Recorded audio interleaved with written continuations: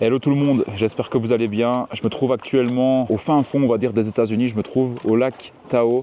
C'est juste magnifique. Donc pour placer rapidement le contexte d'où je me trouve actuellement, je suis ici, je me suis un petit peu perdu, on va dire, entre la Californie et le Nevada. J'avais besoin de prendre en fait un petit peu de temps. C'est un voyage qui était prévu depuis longtemps, donc ça fait vraiment du bien d'être ici. Je me suis dit, je vais en profiter pour vous tourner une vidéo d'un sujet sur lequel en fait je me suis posé pas mal de questions pendant longtemps, qui était: est-ce que je reste en Belgique toute ma vie ou est-ce que justement je bouge dans un autre pays et je bouge explorer en fait d'autres choses? Est-ce que voilà, qu'est-ce que je fais? Est-ce que je reste un bon citoyen belge, je reste ici dans mon pays et je fais ma vie vraiment là, ou bien je me casse parce qu'à un moment je vais en avoir marre? Il faut savoir que moi je me suis lancé quand j'avais 17 ans, donc c'est-à-dire que je me suis lancé dans mon business, j'ai créé mon business en ligne, donc j'ai commencé à faire ça vraiment depuis la Belgique en parallèle de mes études, etc. Et jusqu'à mes 23 ans, je me suis obstiné vraiment à rester en Belgique, à rester là dans le pays, vraiment rester sur place tout le temps, à voyager genre maximum 2 mois par an et vraiment à commencer à me développer à fond là-bas, donc c'est-à-dire à me développer d'un point de vue perso mais aussi d'un point de vue business. C'est pour ça que j'ai commencé à investir dans l'immobilier, que j'ai acheté justement différents appartements là-bas, que j'ai encore toujours, qui sont en location, etc. Et quand j'ai eu 23 ans, là j'ai vraiment eu un gros déclic de dingue. J'ai commencé à me dire, mais est-ce que j'ai vraiment envie de ça? Est-ce que j'ai vraiment envie de rester là toute ma vie, etc. Et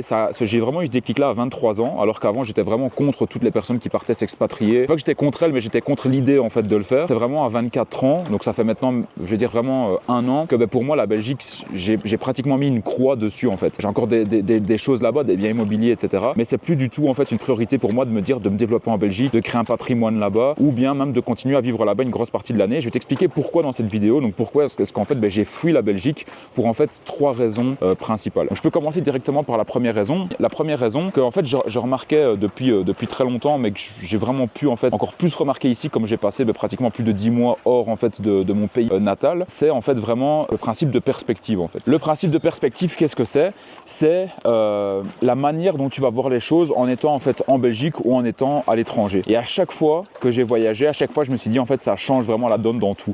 C'est-à-dire que quand moi je suis en Belgique, je parle pour moi personnellement, je sens qu'il y a un truc, et je suis pas le seul à le sentir, il y a aussi pas mal d'entrepreneurs qui ont quitté la France et la Belgique, c'est un peu pareil. Tu as l'impression en fait qu'il va se passer un problème à n'importe quel moment en fait. Que genre ça peut péter dans tous les sens, que ce soit au niveau de ce qu'on te dit dans les médias, au niveau, je sais pas, d'une guerre qui peut arriver, des problèmes économiques, même des problèmes administratifs, etc.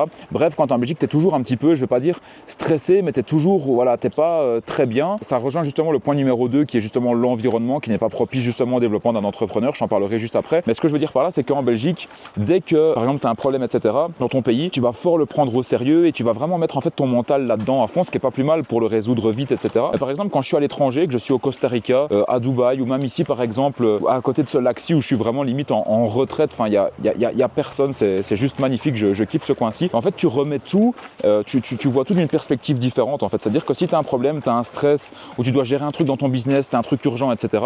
En fait, tu vas le gérer exactement de la même manière ici, voire même mieux, mais sans avoir justement toute cette pression que tu peux justement avoir dans ton pays en fait. Donc moi, ça c'est ce que j'ai remarqué, c'est que plusieurs fois, parfois, j'ai eu des soucis dans mon parcours entrepreneurial, comme en fait tous les entrepreneurs, c'est impossible d'avoir un chemin linéaire quand tu es entrepreneur. Et il y a parfois quand tu restes dans ton pays, ça te stresse, tu penses beaucoup, tu cogites, et juste le fait en fait de payer un billet d'avion genre 600 ou 700 balles d'aller à l'autre bout du monde et de te retrouver dans un cadre comme celui-ci en fait où tu es très loin physiquement justement, par exemple, je sais pas moi, d'une société que tu as en Belgique, ou je sais pas moi, même je sais pas, d'un projet que tu es occupé de développer en Belgique et que tu peux le gérer à distance.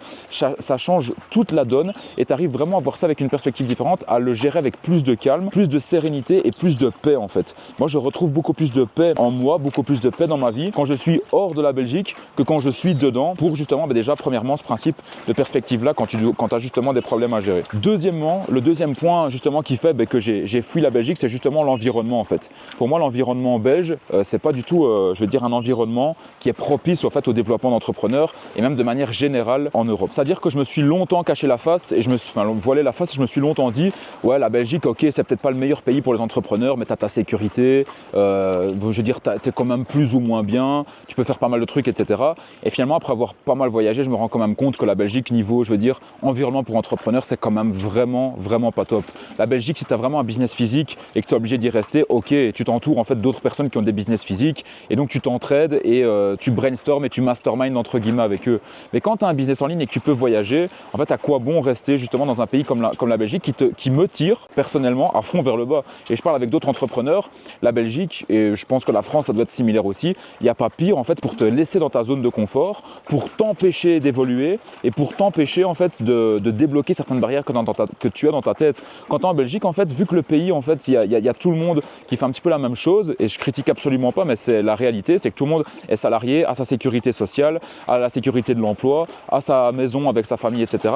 Ah ben, tout le monde vit un peu dans le même mood, tout le monde vit avec, on va dire, 90% de la population vit avec 2-3 000 euros par mois, va dépenser justement une partie de cet argent-là, et donc toi, eh bien, en fait, tu vas inconsciemment te moduler justement à ce rythme de vie-là, et donc pour toi, même en Belgique, si tu fais 10 000 euros par mois, ça peut paraître peut-être beaucoup pour certaines personnes, mais 10 000 euros par mois avec le business en ligne, franchement, ça arrive très très vite. Si tu fais même 10 000 euros par mois, tu te dis, tu es un peu le king, quoi.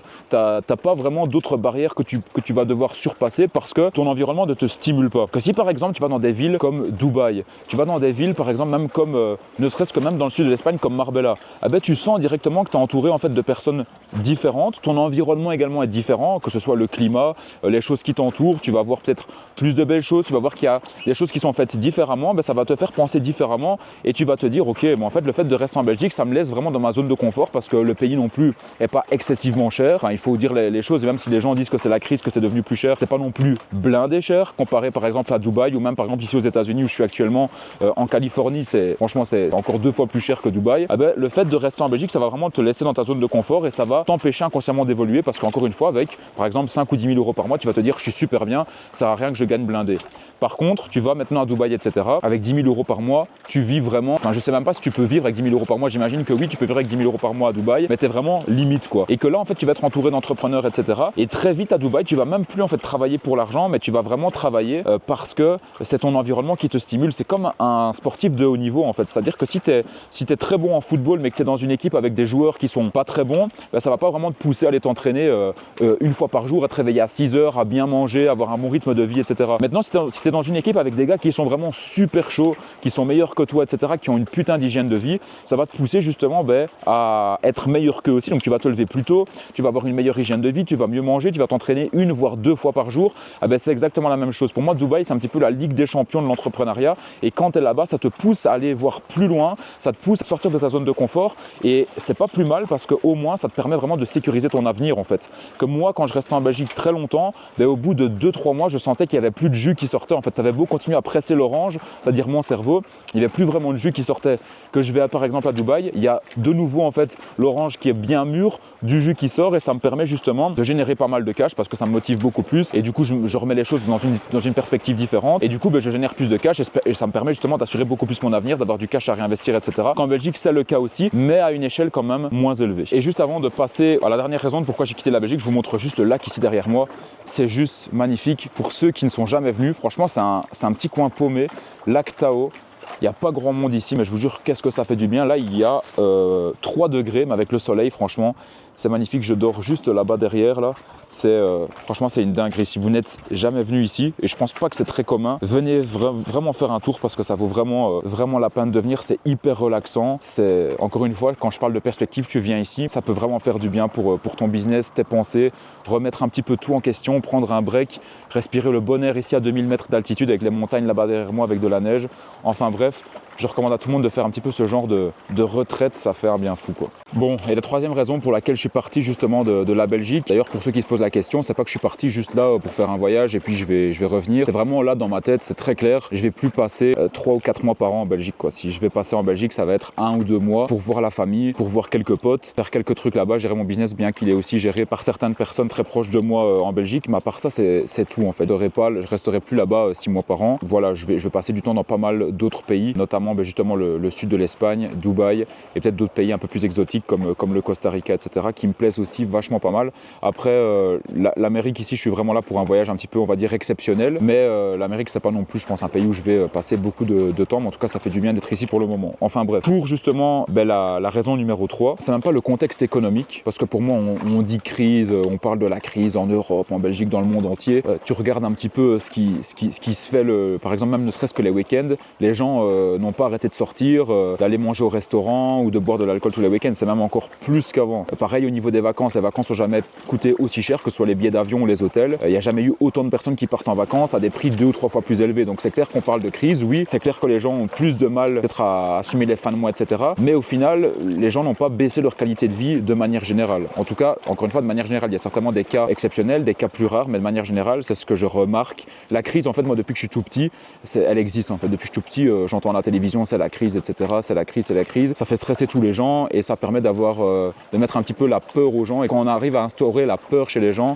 c'est la meilleure manière de pouvoir les contrôler. Et donc moi c'est pour ça justement que ça fait très longtemps que je regarde plus justement les news, les informations, etc. Parce que pour moi c'est un peu du bullshit et tout ce qu'on vous raconte. Franchement 80% c'est du fake et ça permet justement de mettre un petit peu le peuple à genoux et que le peuple dise oui à tout et suit justement les mouvements de foule, quoi.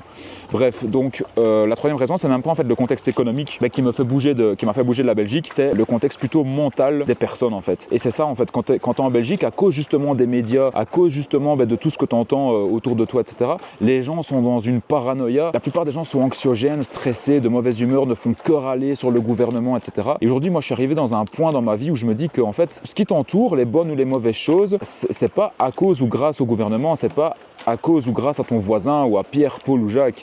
Tout ce qui t'arrive dans ta vie, c'est toi qui le déclenche en fait. Si tu as envie d'arrêter d'être stressé, tu coupes ta télévision, tu arrêtes de regarder les médias, tu arrêtes d'écouter la radio au matin quand tu vas travailler en buvant ton café dans ta voiture, tu coupes tout ça en fait. Moi je l'ai coupé maintenant il y a plus ou moins 7 ans, je sais même pas vraiment ce qui se passe dans le monde, je regarde quand même certaines choses qui m'intéressent de loin, mais je vais plus prendre les informations au premier degré et ça fait un bien fou. Et donc aujourd'hui si tu veux être heureux, ça c'est vraiment un truc que moi j'ai compris il y a maintenant quelques années et qui m'a énormément aidé, c'est que tu dois te créer ta propre réalité en fait. Tu dois pas suivre en fait la réalité que le monde veut t'imposer, tu dois créer ta propre réalité. Par exemple, il y a beaucoup de gens qui commencent à râler, qui font rien de la journée, je vais prendre un exemple tout con, parce qu'il pleut dehors en fait. Le but, c'est pas de râler, d'attendre que le soleil arrive, c'est de pouvoir en fait continuer à vivre et à, même exploser ton propre potentiel, à continuer à faire exploser tes business, même quand il pleut dehors, ou même quand il y a du soleil, quand il y a de la pluie ou qu'il y a de la neige, peu importe en fait. La pluie, qu'il y a du soleil, le temps qu'il y a du soleil, de la pluie, etc.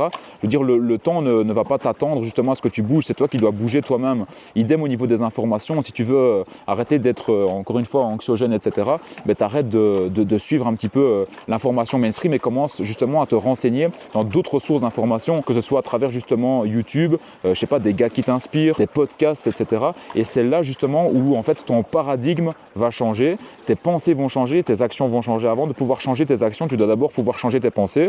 Pour pouvoir changer tes pensées, tu dois commencer à pouvoir en fait te renseigner chez d'autres sources d'informations.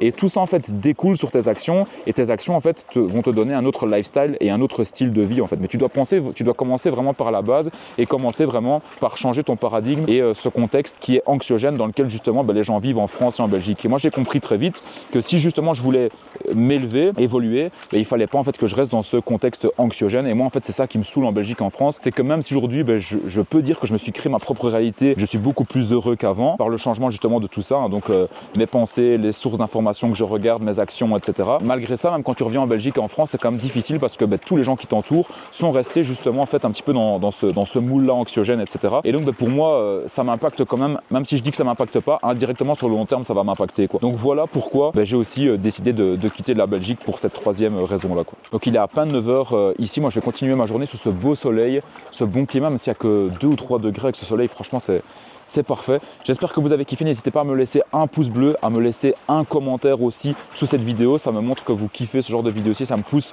toujours à vous en faire plus. J'espère encore une fois que vous avez kiffé. C'était Lucas. Ciao, ciao.